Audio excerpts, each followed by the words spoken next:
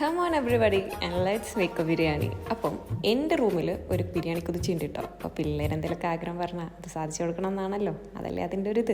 അപ്പോൾ സംഭവം സിമ്പിളാണെങ്കിൽ നിങ്ങൾക്ക് അറിയാമെന്ന് എനിക്കും അറിയാം, എങ്കിലും കേട്ടോ. നമ്മൾ ആദ്യം ഉള്ളി ഫ്രൈ ചെയ്തു, അതുപോലെ ചിക്കൻ പൊരിച്ചു, പിന്നെ ഈ ginger garlic paste, chilli paste, പിന്നെ നമ്മുടെ ടൊമാറ്റോ അതുപോലെ സവാളയൊക്കെ ഇട്ട് നല്ലതുപോലെ വഴറ്റാൻ വെക്കുക. അതേസമയം തന്നെ നമ്മൾ അപ്പുറത്തൊരു കുക്കറിൽ ഗീയും പിന്നെ സ്പൈസസൊക്കെ ഇട്ടിട്ട് റൈസിന് വേണ്ടിയിട്ട് എല്ലാ കാര്യങ്ങളും സെറ്റ് ചെയ്യാമായിരുന്നു. ഞാൻ പ്രത്യേകിച്ച് പറയണമെന്നില്ലല്ലോ, നിനക്കറിയാലോ. ഒരിടത്ത് റൈസ് കുക്ക് ചെയ്യാൻ വെക്കുന്നു, മറിയിടത്ത് മസാല കുക്ക് ചെയ്യുന്നു, വീണ്ടും റൈസ് കുക്ക് ചെയ്യുന്നു, മസാല കുക്ക് ചെയ്യുന്നു.